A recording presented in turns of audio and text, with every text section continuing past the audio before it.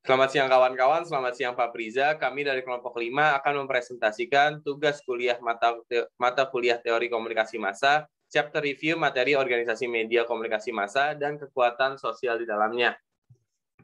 Di mana nama anggota kelompok kami ada Putri Sabrina Surur, ada Joshua Ape Hutasoid, saya sendiri Ahmad Hudan, Diskarin Asbudiarti, Haikal Akbar, Anissa Fitrius Vanita, dan Niputu Tikadiah Febriani. Selanjutnya akan dijelaskan oleh Diskarin. Yang pertama terdapat struktur organisasi internal stasiun. Sebuah organisasi pastinya memiliki struktur yang terdapat di dalamnya untuk memperlancar kinerja dari bagian-bagian yang ada. Dan setiap bagian memiliki struktur hubungan yang saling berkaitan. Berikut ini terdapat beberapa struktur dan tugas yang ada dalam stasiun radio, yaitu yang pertama terdapat direktur yang bertugas dalam menentukan arah tujuan kebijakan pada perusahaan dengan memonitor jalannya perusahaan untuk memastikan telah sesuai dengan peraturan dan undang-undang yang telah diberlakukan oleh pemerintah serta melakukan evaluasi secara teratur. Yang kedua, terdapat general manager yang bertugas dalam keseluruhan program atau acara radio siaran yang dilaksanakan dan bertanggung jawab atas kinerja dari bagian production manager serta program director sehingga dapat berjalan dengan baik sesuai dengan standar operating procedure atau SOP. Yang ketiga, terdapat musik director yang bertugas bertanggung jawab dalam memilih seluruh playlist lagu yang akan diputar, lagu yang disukai dan yang ramai diperbincangkan oleh pendengar sehingga dapat mencapai target sesuai dengan format dalam acara. Yang keempat terdapat markom manager, yang kelima terdapat general affair, dan yang keenam public relation. Yang ketujuh ada produser yang bekerja sama operator dalam mencatat semua pemenang quiz, memiliki tanggung jawab dalam menjalankan rundown program dengan memutar opening tunes atau closing tunes, bertugas dalam menjalankan acara dengan tepat waktu serta sesuai target yang diinginkan dalam menayangkan iklan. Selanjutnya ada traffic, yang ke-9 ada scriptwriter, yang ke-10 ada event on off air, yang ke-11 ada penyiar yang memiliki tanggung jawab dalam menayangkan iklan sesuai pada urutan log iklan. Susunan dalam acara tidak diperbolehkan untuk diubah maupun tidak diputarkan. Adlibs diwajibkan membaca dengan bantuan kreatif penyiar atau dapat dibantu produser.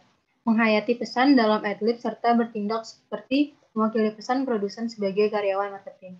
Yang terakhir ada operator yang bertugas melayani request telepon dalam acara, memberitahu penyiar dan mengatur dalam menayangkan slot iklan sehingga tidak terlewatkan serta berjalan sesuai jadwal yang ditentukan, dan melayani tamu serta melarang seseorang datang di luar jam kerja, seperti fans dan melarang orang asing masuk ke dalam ruangan selain yang sedang bertugas. Next.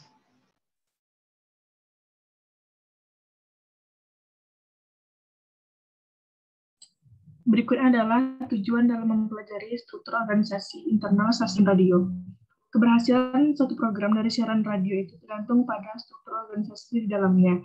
Jika struktur organisasi di dalamnya dilakukan dengan baik, maka program disiarkan akan berjalan dengan baik. Dengan mengetahui struktur organisasi dalam radio, kita dapat mengetahui apa saja tugas yang nantinya akan kita emban jika berada di dunia penyiaran. Selain itu, kita juga mengetahui posisi apa yang kira-kira cocok untuk keahlian yang kita miliki. Selain itu, kita juga dapat melihat apa saja yang boleh dilakukan dan hal yang tidak boleh dilakukan. Saat penyiaran, bagaimana proses penyiaran itu dilakukan, apa saja karakteristik dan kegiatan apa saja yang dilakukan dalam bidang penyiaran. Selain itu, kreativitas kita juga akan semakin luas dalam menghasilkan program yang baik nantinya. Terlebih lagi saat ini banyak persaingan-persaingan antar radio. Maka dari itu, perlu adanya ide menarik serta pengetahuan yang baik dalam mempelajari struktur organisasi radio. Berikutnya. Selanjutnya adalah contoh kasus. Pada tanggal 3 bulan Maret 2021, Provinsi Riau dilanda kebakaran hutan yang sangat besar sepanjang 2021. Kebakaran hutan ini terjadi dari 10 wilayah dari 12 wilayah yang ada di Provinsi Riau. Kebakaran hutan ini menyebabkan 657,71 hektar hutan di beberapa wilayah yang terbakar. Berita terkait kebakaran hutan ini selain ditayangkan televisi, ditampilkan di beberapa surat kabar harian atau koran dan juga disiarkan di berbagai radio wilayah Riau, khususnya di Kota Pekanbaru. Next. Selanjutnya ada analisa contoh kasus. Pendistribusian pesan berita mengenai kebakaran hutan yang terjadi di Provinsi Riau disiarkan melalui banyak stasiun radio di sekitar Pulau Sumatera. Durasi tayangannya pun terbilang intens dan serta bisa dibilang pemberitaannya selalu dibawakan penyiar secara berkala tentu dipengaruhi oleh beberapa dimensi atau faktor yang kemudian menggerakkan aktivitas media karena ada kepentingan media yang perlu dipertimbangkan. Dalam contoh kasus ini, kami melakukan analisa terkait faktor atau dimensi apa saja yang kemudian menjadi pertimbangan pihak organisasi radio sehingga mempengaruhi aktivitas siaran mereka. Yang pertama ada faktor owner atau pemilik. Setiap organisasi atau industri media massa pasti memiliki status kepemilikan. Dan dalam dunia industri radio, status kepemilikan radio terbagi menjadi 3, yaitu kepemilikan swasta, pemerintah, dan kepemilikan publik. Pada contoh kasus ini ada beberapa stasiun radio pemerintah yang turut serta dalam menyampaikan atau menyiarkan program siaran mereka tentang kebakaran hutan di Provinsi Riau. Di antaranya ada RRI Pro 1, RRI Pro 2, dan RRI Pro 3 Pekanbaru. Dalam hal ini, kami kelompok 5 melihat ada faktor atau kepentingan kepemilikan industri radio yang kemudian mempengaruhi proses produksi konten hingga distribusi konten pada kasus ini.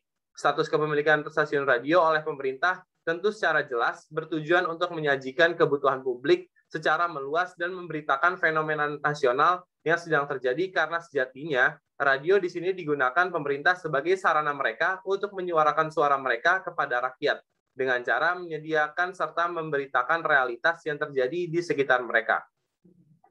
Faktor kedua atau dimensi kedua yaitu audiens. Adanya ketertarikan atau minat masyarakat Provinsi Riau terhadap media massa radio tentu memunculkan kepentingan baru bagi industri media stasiun radio. Dikatakan bahwa masyarakat Riau lebih menyukai mendengarkan berita melalui saluran siaran radio dibandingkan melalui media massa televisi. Karena apa? Yang disampaikan melalui radio tidak bertele-tele dan bersifat transparan. Apa pemberitaan merupakan realitas yang sebenarnya terjadi. Minat masyarakat sebagai audiens kemudian mempengaruhi aktivitas media massa. Itulah yang disebut dengan society centric, yaitu ketika perilaku dan minat masyarakat kemudian mempengaruhi aktivitas media. Adanya peluang ini, audiens yang disadari pihak industri media kemudian menjadikan persoalan ini sebagai salah satu kepentingan bagi mereka untuk terus-menerus menyiarkan atau mendistribusikan pesan berita kebakaran hutan di Provinsi Riau melalui stasiun radio mereka. Berikut merupakan referensi yang kami gunakan untuk menyelesaikan penugasan kali ini. Terima kasih.